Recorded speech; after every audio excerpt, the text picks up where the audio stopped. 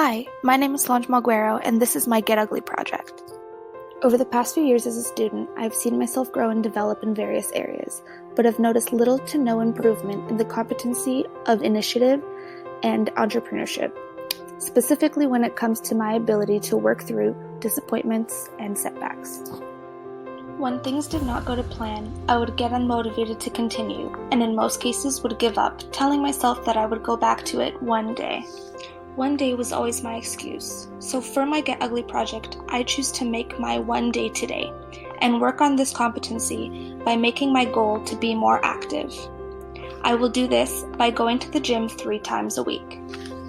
In starting this journey, I refer to the book Do the Work by Steven Pressfield and realized that my biggest issue is resistance. I would use my setbacks and disappointments as an excuse to give up. To achieve my goal, my first strategy was to do the 2 tests of resistance. I first asked myself, how bad do I want it? Followed by, why do I want it? My answers to these 2 questions were, I'm completely committed, and I want it because I have no choice, and I need to make a change in my life.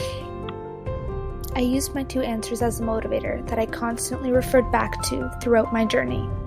It was a reminder of why I started and why it is important. Another strategy I used to achieve my goal of going to the gym at least 3 times per week is based on Dan Pink's time hacks. Using his type, task, time method, I found that my chronotype is moderate evening, which says that I am an evening person. According to Dan Pink, I am most efficient and motivated between the hours of 3 and 10 p.m. This has helped me realize that the most ideal time for me to schedule and plan to go to the gym is between those times. The beginning of my journey felt like a constant battle with myself. I would have a bad day, become disappointed with myself for some reason, and want to give up. I spent a lot of time reminding myself why I started it and that I had to suck it up and get the workout done. One of the things that pushed me to complete my workouts was accountability. I told the people in my life about my goal and knew that my friends, family, and classmates would know that I had failed if I did not push myself to go. It is easy to give up when no one is watching. During the middle weeks of my journey, this internal battle with myself, though still present, began to fade slowly. And showing up to the gym started becoming a habit and something I just knew I had to do. When it was finally the last couple weeks of my journey, I began to realize that I was consistent, and although still experienced bad days and disappointments, I knew that if I pushed myself to go to the gym, I would have one thing to be proud of and accomplished that day. In these last couple weeks, I have also realized that just as I was able to push through and achieve this goal, I could do this again in various parts of my life.